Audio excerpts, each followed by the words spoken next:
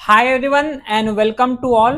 तो इस वीडियो में कवर करने वाले हैं कि एक्चुअल में जो रीजनिंग है उस रीजनिंग को कैसे यहाँ पे कवर कर सकते हैं। बिल्कुल इजी मेथड यहाँ पे कवर कराने वाला हूँ, बिल्कुल एकदम प्रैक्टिकल गाइडेंस यहाँ पे दूंगा कि एक्चुअल में कैसे प्रॉपर इस रीजनिंग को कवर कर सकते हैं।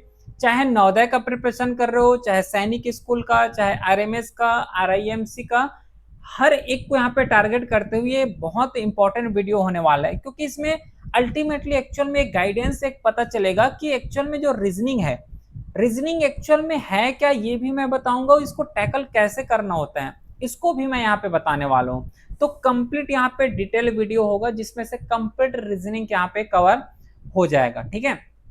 बाकी आगे जितना भी क्लासेस यहाँ पे कंडक्ट होंगे उस क्लासेस का जो पीडीएफ है प्लस जितना भी नोटिफिकेशंस हैं सब टेलीग्राम चैनल में अपलोड हो जाता है, लिंक डिस्क्रिप्शन में दिया हुआ है। साथ ही साथ एग्जाम जर्नी में अगर कोई भी प्रॉब्लम्स यहाँ पे आते हैं है ना, तो उसके लिए प्रॉपर व्हाट्सएप नंबर डिजाइन किए गए, तो वहाँ पे मैसेज कर सकते हो, नंबर भी यहाँ पे दिया हुआ है डिस्क्रिप्शन बॉक्स में है। तो स्टार्ट करते हैं कि एक्चुअल में कैसे इस रीजनिंग को यहाँ पे कवर करना है, ठीक है। चलो देखो, एक्चुअल में अगर मैं बताऊं कि रीजनिंग है क्या, पहले तो रीजनिंग के एक्चुअल में मीनिंग समझो। नहीं तो क्या करते हैं कि पढ़ने तो जाते हैं लेकिन रटना स्टार्ट कर देते हैं, है ना। चाहे रीजनिंग को 8 क्लास के लिए प्रिपेयर कर रहे हो, चाहे रीजनिंग 9th क्लास के एंट्रेंस एग्जाम के लिए प्रिपेयर कर रहे हो, डजंट मैटर। लेकिन सबसे पहले तो ये समझो कि रीजनिंग क्या होता है। रीजनिंग में ऐसा सोचोगे कि इसमें बहुत सारे मैथ्स होते होंगे, मैथ्स का फॉर्मूला होते होंगे, तो फॉर्मूला के बेस में जो है रीजनिंग सॉल्व हो जाएगा।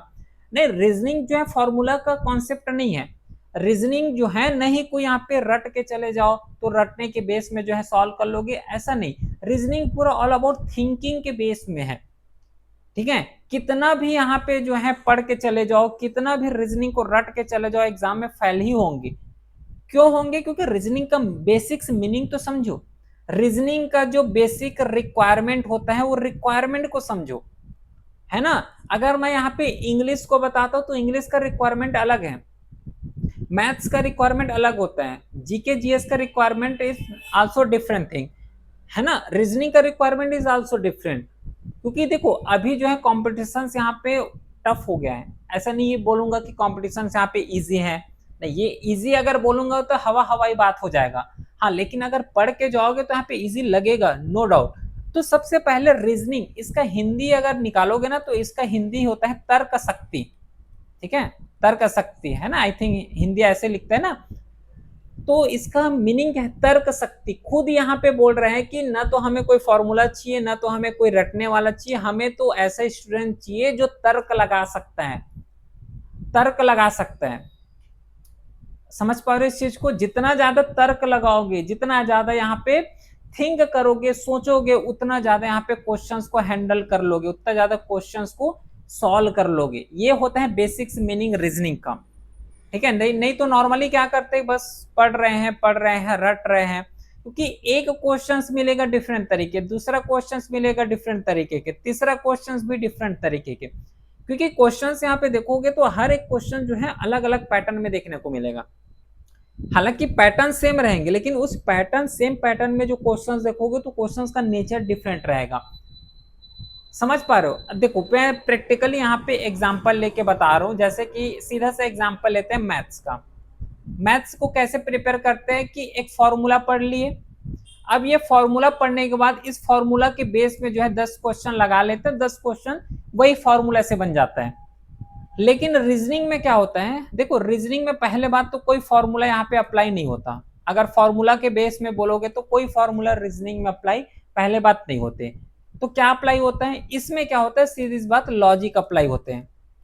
अब ये कैसा लॉजिक अप्लाई होता है, जब चैप्टर्स कवर करेंगे तो वहां पे मैं बता दूंगा कि एक्चुअल में इसमें लॉजिक कैसे अप्लाई होता है और कैसे लॉजिक यहाँ पे अप्लाई किए जाते हैं, ठीक है। तो आई होप अब समझ आ गया होगा कि रीजनिंग एक्चुअल में क्या होता है। अब यहाँ पे आते हैं कि एक्चुअल में इसको पढ़ना कैसे होता है। How to prepare reasoning, got it. How to prepare reasoning. Reasoning को प्रिपेयर करने का सबसे इजीएस्ट मेथड है, क्या मेथड होता है, जैसे कोई चैप्टर्स है, प्रैक्टिकली एग्जांपल देता हूं ताकि और अच्छे समझ आ जाए। जैसे एक चैप्टर का नाम यहाँ पे लेते हैं एनालॉजी। सपोज करो कि एक चैप्टर एनालॉजी, अब इस एनालॉजी के चैप्टर्स में ये तब फाइंड आउट करने का ट्राई करो कि एक्चुअल में इसमें किस पैटर्न के बेस में जो है क्वेश्चंस बन रहे हैं। जैसे कि एग्जाम्पल इसमें देता हूँ, प्रैक्टिकली एग्जाम्पल, जैसे कि एनालॉजी जब कवर करोगे, तो एनालॉजी जब कवर करोगे तो इसमें जो है जैसे कि यहाँ पे एक आता है नंबर एनालॉजी हो गया, उसके साथ यहाँ पे आता है वो है अल्फाबेट वाले एनालॉजी हो गया, उसके साथ और थोड़ा सा डिप पे जाऊं तो वर्ड एनालॉजी यहाँ पे आते हैं, उसके बाद जो है मिक्स कैटेगरी के एनालॉजी क्वेश्चन पूछते हैं। तो इस एनालॉजी तो एक चैप्टर का नाम है, उस चैप्टर में जो है ये 4 टाइप के जो है मेजर टॉपिक्स है जहां से बार बार जो है क्वेश्चंस पूछते हैं, चाहे सैनिक स्कूल हो, चाहे आरएमएस हो, चाहे नवोदय स्कूल हो। तो यहाँ पे जब इस तरीके से 4 क्वेश्चंस आ रहे हैं तो हमें एक्चुअल में ये पता होना चाहिए कि अगर नंबर एनालॉजी से क्वेश्चंस पूछ रहे हैं तो हमें ये वाले मेथड्स को अप्लाई करना है, अगर अल्फाबेट एनालॉजी से क्वेश्चंस आ रहे हैं तो हमें ये डिफरेंट मेथड अप्लाई करना है, वर्ड वाले एनालॉजी आ रहा है तो हमें ये मेथड अप्लाई करना है, अगर मिक्स वाले एनालॉजी आ रहा है तो ये डिफरेंट मेथड अप्लाई करना है। अगर ये मेथड बस पता चल गया, मेथड पता अगर चल गया तो बहुत आसानी से जो है क्वेश्चन को सॉल्व कर लोगे। समझ आ रहा है?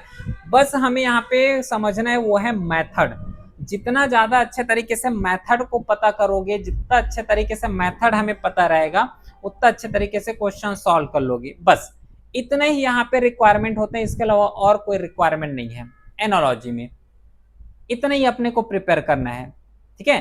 तो ऐसे अपने को प्रिपेयर करना है, जैसे नंबर एनालॉजी, तो नंबर एनालॉजी इस तरीके से बनेगा, अल्फाबेट वाले इस तरीके से बनेंगे। इसी तरीके से जब हर एक चैप्टर्स को कवर करोगे तो एक टाइम आएगा कि रीजनिंग बिल्कुल आसान लगना स्टार्ट हो जाएगा, और ये प्रॉपर बेस्ट मेथड होता है रीजनिंग को कवर करने का।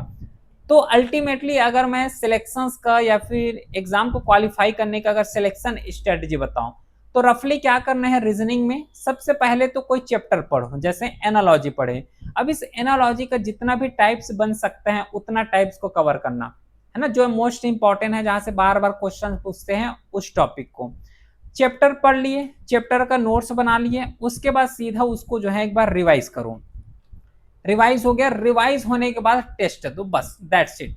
अगर इस 3 चीज को अगर रफली 6 महीने भी कंसिस्टेंसी के साथ फॉलो कर लोगे तो गारंटेड है यहाँ पे सिलेक्शंस के बहुत करीब पहुंच जाओगे, है ना। बस यही 3 चीज को, बस थोड़ा सा जो भटकाव होता है उसको पूरे को कम करना पड़ेगा, नहीं तो फिर एक चैप्टर्स देख रहे हो, अब एक चैप्टर्स के लिए जो है 5 वीडियो देख रहे हो, है ना, 3 वीडियो देख रहे हो, वहां से माइंड पूरा डाइवर्ट होगा। तो बेस्ट तरीका ये होगा कि सबसे पहले चैप्टर देखो, चैप्टर कवर करने के बाद उसको एक बार रिवाइज करो, उसके बाद जो है टेस्ट दो। अब ये टेस्ट ऐसे देना जो कि लेवल का होना चाहिए, ऐसा नहीं बहुत टफ लेवल में चले गए, और ऐसे क्वेश्चंस भी नहीं देखने बहुत इजी क्वेश्चंस आ रहे हैं, ऐसा नहीं, मीडियम, मतलब जो लेवल है, जो सैनिक स्कूल में पूछे जाते हैं, जो नवोदय स्कूल में पूछे जाते हैं, जो पैटर्न में पूछे जाते हैं, बस उस पैटर्न को फॉलो करना है, दैट्स इट। तो एक लेवल वाले क्वेश्चन देना और साथ ही साथ इसमें पीवाईक्यू ऐड कर लेना, इसके अलावा और कुछ करने की जरूरत नहीं है, ठीक है। यही सिलेक्शन यहाँ पे स्ट्रेटजी होता है, बस 5 से 6 महीने कंसिस्टेंसी के साथ इसको फॉलो कर लो, बहुत हद तक जो है सिलेक्शंस के करीब पहुंच जाओगे, ठीक है। तो आई होप समझ आया होगा कि एक्चुअल में रीजनिंग को कैसे प्रिपेयर करना होता है, और रीजनिंग ध्यान रखना पूरा ऑल अबाउट प्रैक्टिस का है, जितना ज्यादा प्रैक्टिस करोगे उतना ज्यादा यहाँ पे प्रोफिशिएंट होंगे। साथ ही साथ जो लिमिट है, जो टाइम है, टाइम मतलब कम टाइम में ज्यादा से ज्यादा अपने को क्वेश्चन सॉल्व करना, उसके लिए प्रिपेयर होना है ना, उसके लिए अपने को प्रिपेयर होना है। तो इस तरीके से अगर आप प्रिपेयर करोगे, जैसे एनालॉजी के लिए मेथड यहाँ पे अप्लाई कर दिए, साथ ही साथ जो है और जैसे मैथ्स को अगर देखोगे तो मैथ्स के लिए जो है और डिफरेंट मेथड अप्लाई कर दिए, है ना। अब ये कब समझ आएगा, जब क्लास अटेंड करोगे तब ये सब क्लास से समझ आएगा, ये खुद से एनालिसिस नहीं कर पाओगे। कि देखो ये तो पता रहेगा सिलेबस में दिए हुए एनालॉजी से आएगा, लेकिन कैसे एनालॉजी से आएगा ये कैसे पता करोगे, क्या कौन से उसका सब टाइप है ये कैसे पता करोगे, है ना। तो ये सब अपने को यहाँ पे कवर करना है, तो सब क्लास देखोगे तो क्लास में ऑटोमेटिकली समझ आ जाएगा कि एक्चुअल में हमें प्रिपेयर कैसे करना है। तो आई होप समझ आया होगा कि कैसे रीजनिंग को प्रिपेयर करना है। यहाँ पे तो एक्स्ट्रा मैं सिलेक्शन स्ट्रेटजी बता दिया हूँ कि हमें इस तरीके से पढ़ना है, ठीक है। आई होप समझ आया होगा, फिर मिलते हैं नेक्स्ट क्लास में, तब तक के लिए thank you, well done, have a great day.